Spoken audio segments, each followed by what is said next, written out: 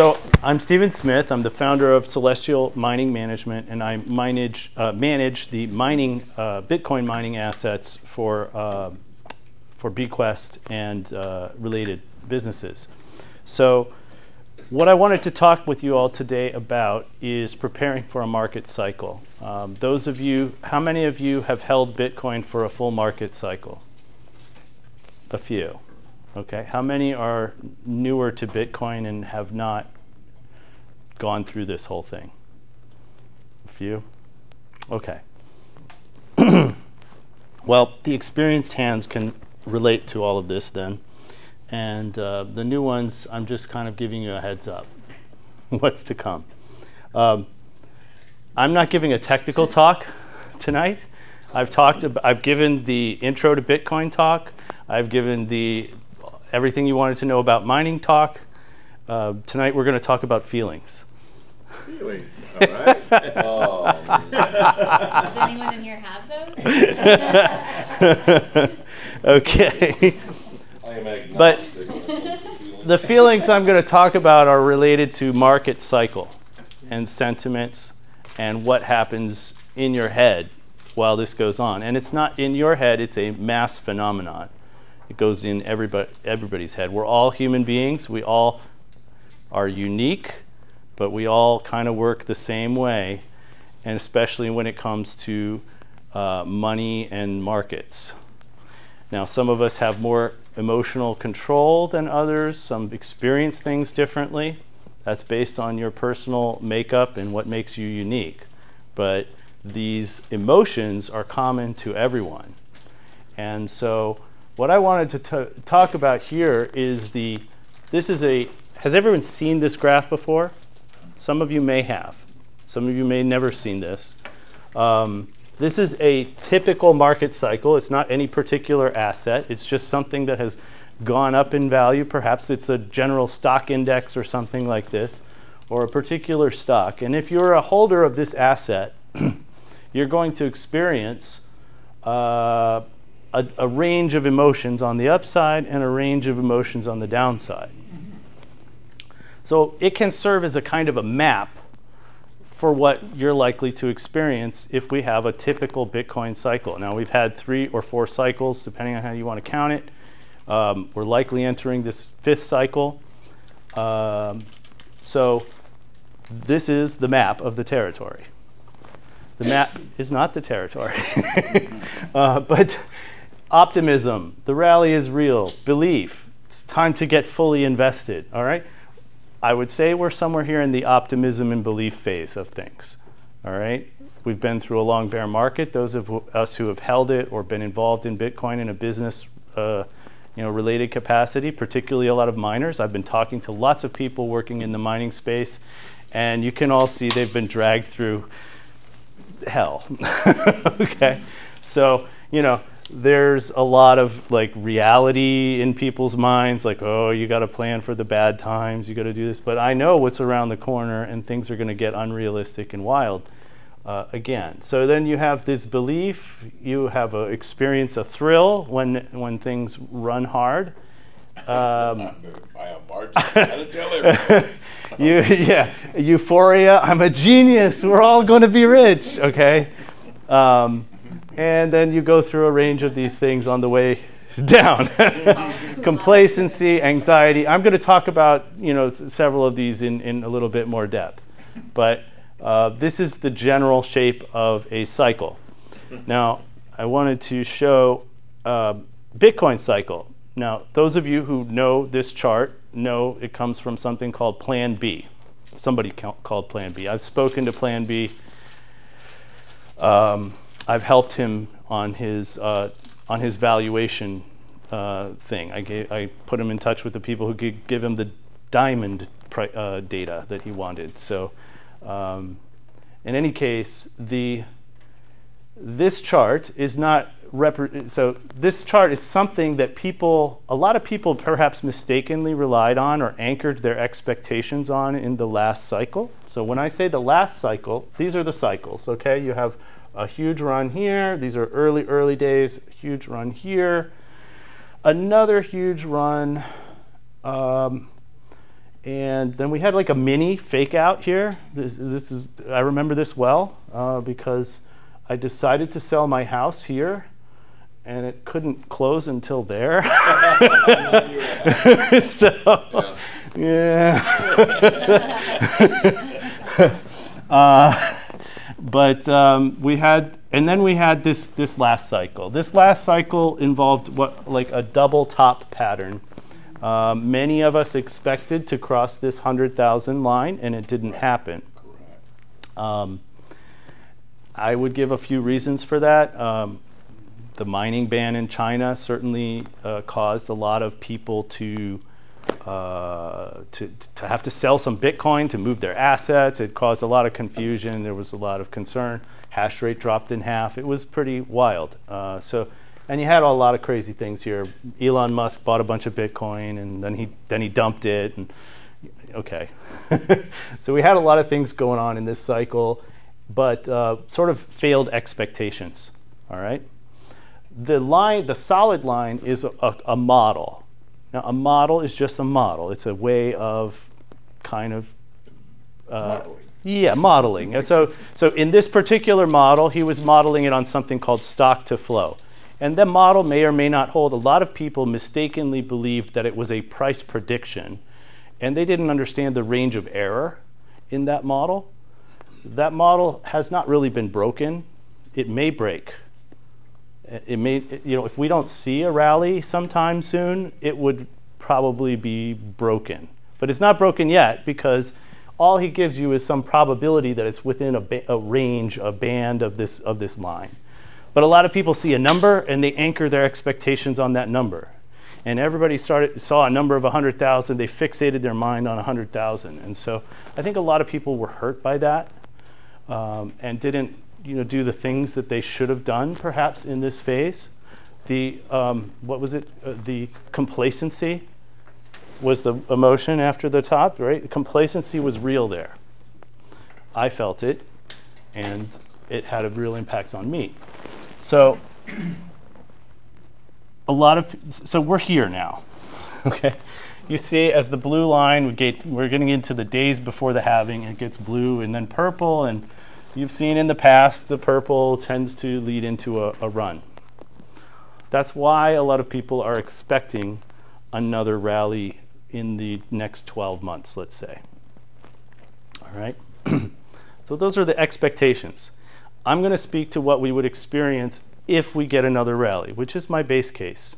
My base case is that we're expecting another cycle over the next 12 to 18 months, and we're going to go through all those emotions again. They may not be as extreme. The price movements may not be as extreme as they have been in the past, but the same thing happens. There's also a non-zero chance that it could be more extreme, in which case these emotions will be all the stronger, okay? Steve, what was the bottom line? Maybe you mentioned it. Which bottom line down there? The green one down there? Did you say what that was?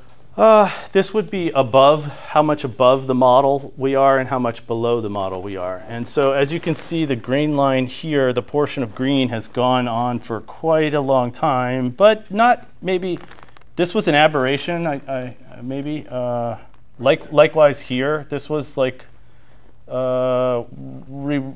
this pump in 2019, I forget what was the reason for it, but that was exceptional. We really weren't expecting that for a longer time. So it's a general guide. It's not a exact thing. So we've spent a good long while down here below the line, and there are other metrics that you can use, not this stock to flow model. There's other metrics of relative strength and so on that you could look at.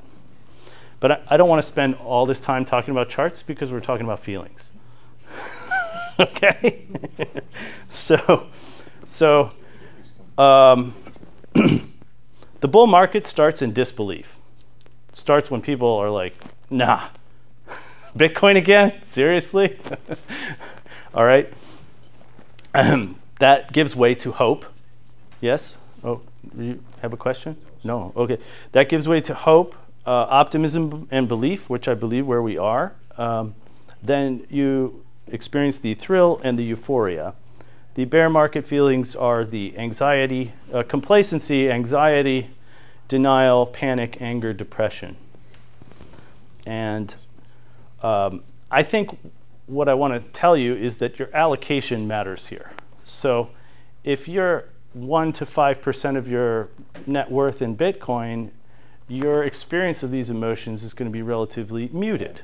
Yeah, here's the warning I would give for the people who are under-allocated is that you will get the fear of missing out. Okay? And that's going to sneak up and bite you. Right? Because you're going to say, I didn't build that position, and I really should have more. All right? So you may be buying into that rally, you know, trying to catch up to what you think you should have. You know, that 5 to 30% allocation is what I would call it. This would be prudent at this point, would be to have a 5 to 30% allocation, I think. But if we do have a big increase, it is also going to have a massive impact on your net worth. You know, it's going to change things, and you're going to have to look at. You're going to 30%. Yes, yes. And somebody who is over 30%, maybe as much as 90% in Bitcoin, they're going to have a wild ride. Okay, and that's not suitable for most people. Right. I would just guess. Going up it is, but not coming down. No. I want to take a moment to talk about the big 5 personality traits. There's only one I'm really concerned with here. That is neuroticism. All right? Have you ever seen this personality model, the big 5? Okay. This is a way of characterizing people's personalities, and you're kind of on one extreme or the other in each of these 5 categories. Or maybe you're in the middle, but it's a dimension, it's a measure. And so openness, conscientiousness, extroversion, maybe agreeableness, neuroticism. Neuroticism is defined as sensitivity to negative emotion.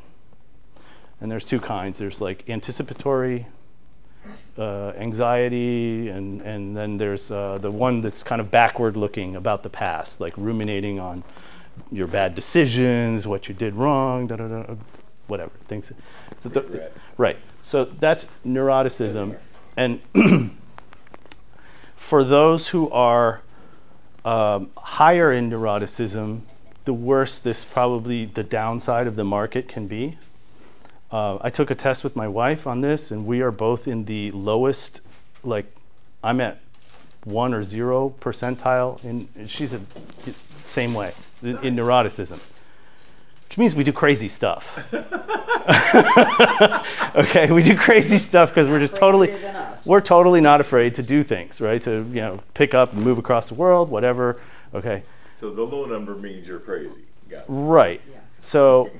So I have ridden the roller coaster at the higher allocations, and I can tell you if you should have enough insight to know whether that's something that's right for you or not.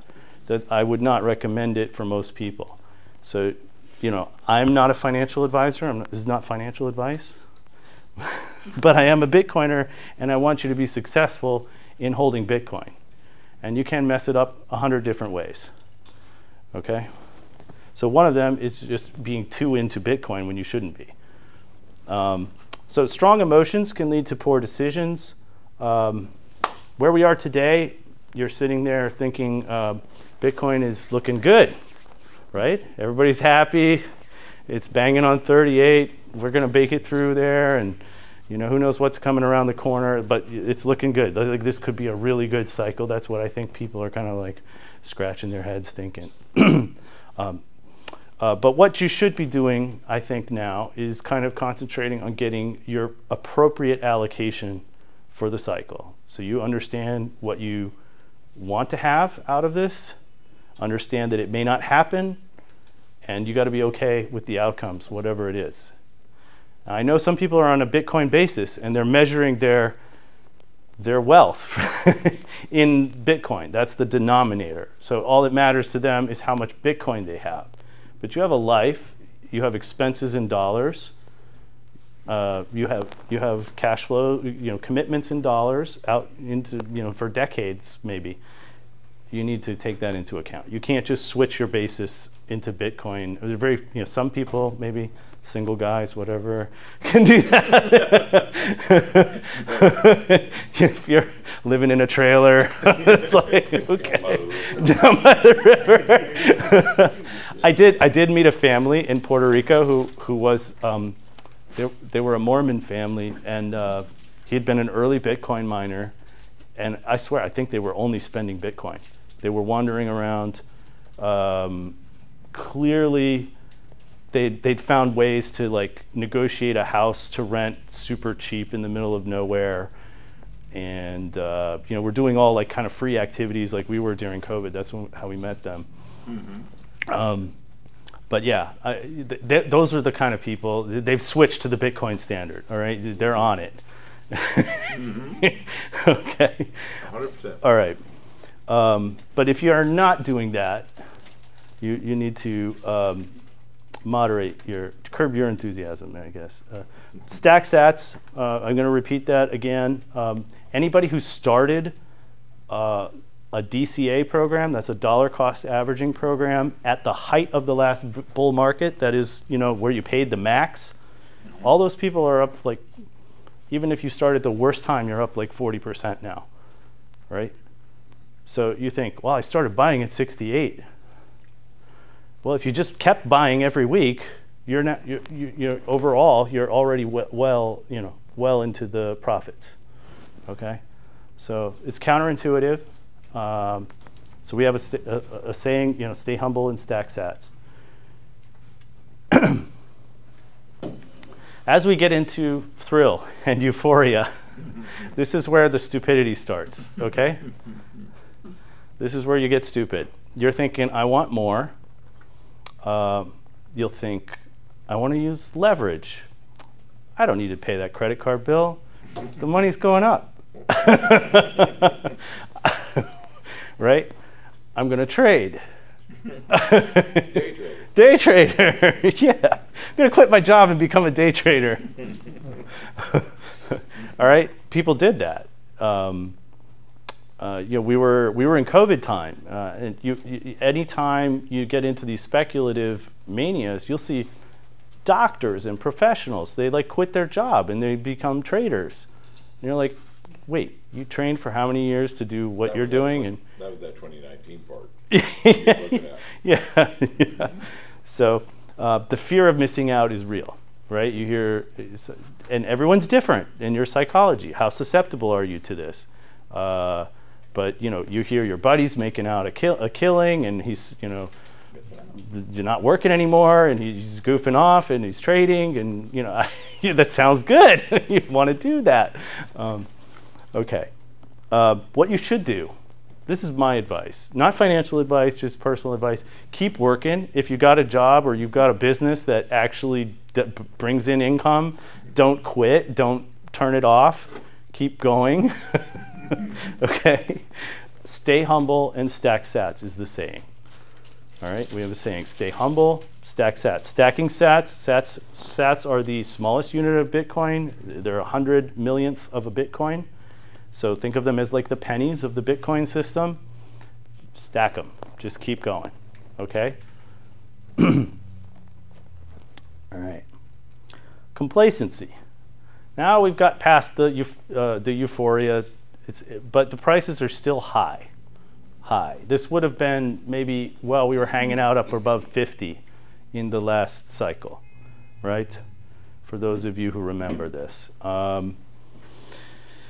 This is like, times are good, you're down only 20%, but you're up like so much, so it's okay, right?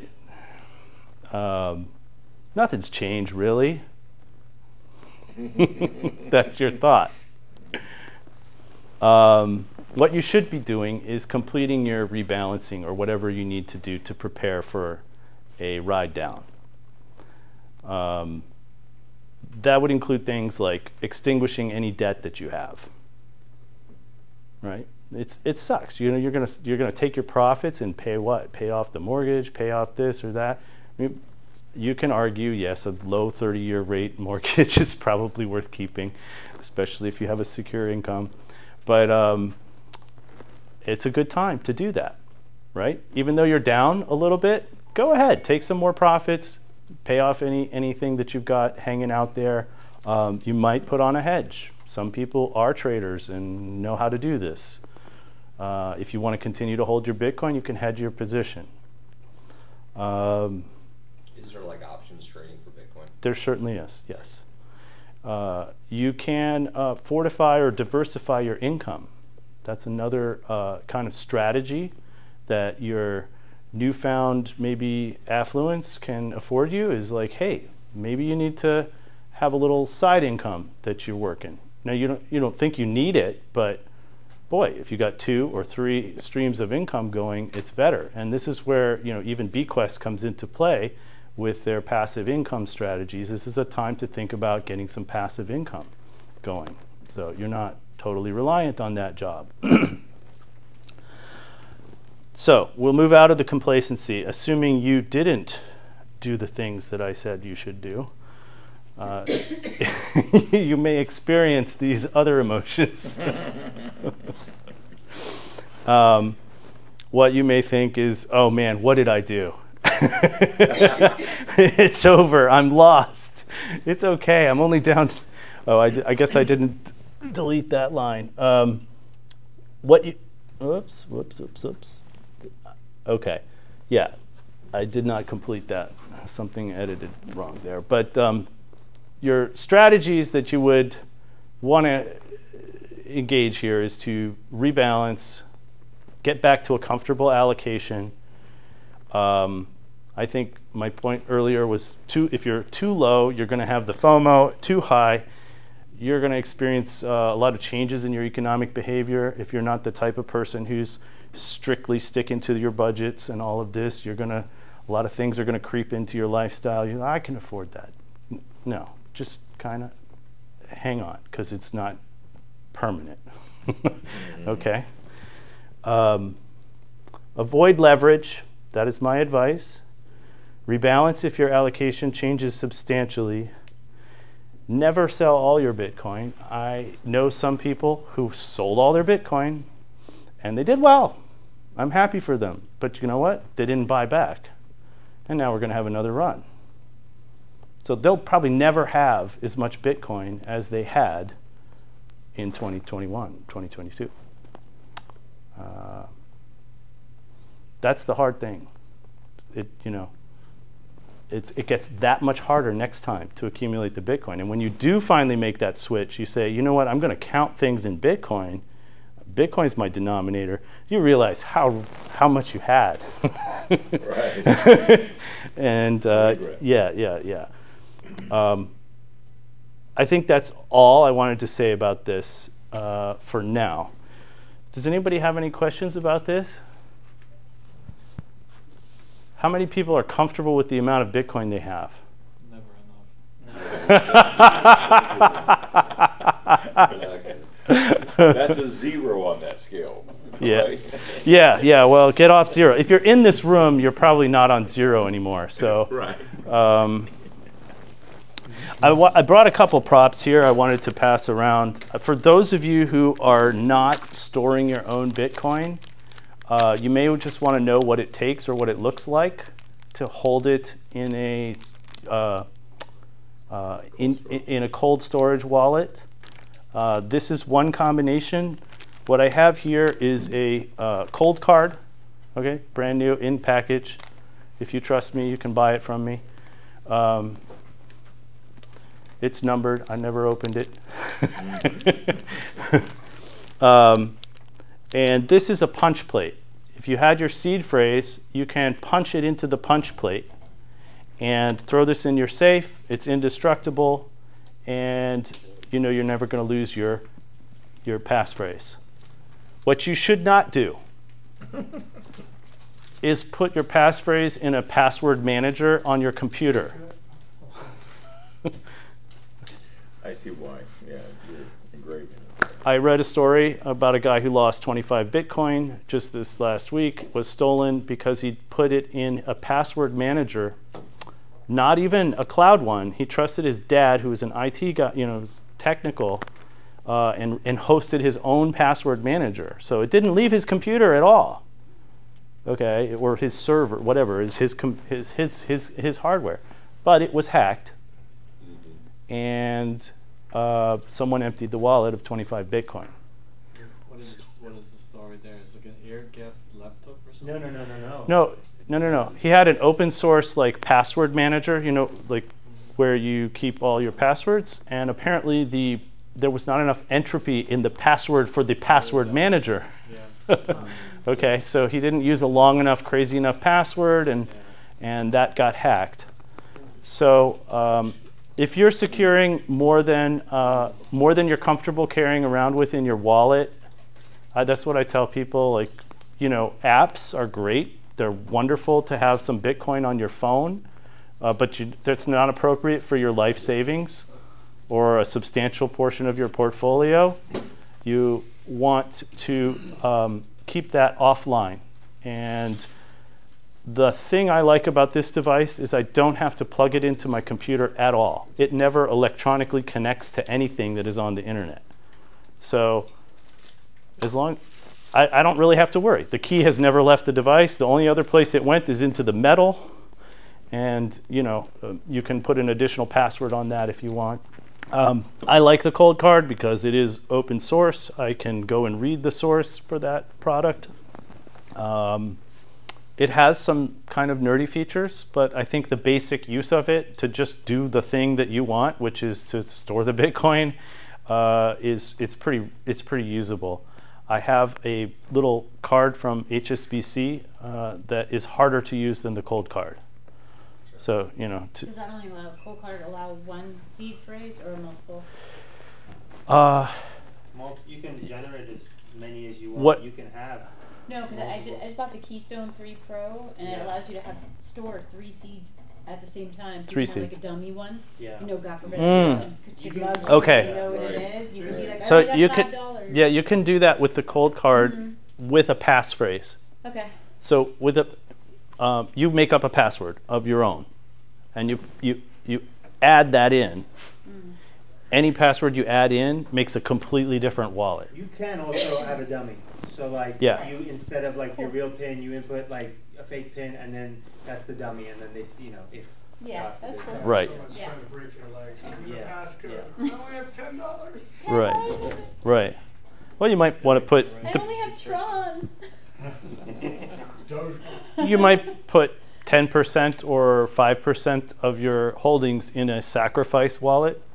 So if you had to convincingly give it up, I know the Treasure does that, where you can have like a hidden wallet and then a public wallet in case yeah. you're kidnapping somebody. You know, Bitcoin is it's you are responsible. So people are not used to thinking through things this way, because in our nerfed world, someone else is always responsible. There's always someone to sue. There's no one to sue if you screw this up. Right. Okay. How much Bitcoin do you think is locked away in wallets no one can get to? I know of a Too bunch of many. a lot. hopefully a lot. Probably, I would think it was 20%. You think 20%? I would think so, because I've known a lot of Bitcoiners that are no longer with us, and they had a lot of Bitcoin, and no one seems to be able to break into their wallets. Yeah. If you do have Bitcoin, and here's the funny thing. You could say if you have a lot of Bitcoin, but what is not a lot today may one day be a lot. Okay? You may think a Bitcoin's only $30,000. I've got 1 Bitcoin. I don't need to do anything special. I don't need to take all these precautions. Well, you may forget about it for 10 years, and that might be a lot of money. Life-changing money for your ancestors or beneficiaries. So you do need to treat even a relatively small amount of Bitcoin with seriousness and respect. Yeah.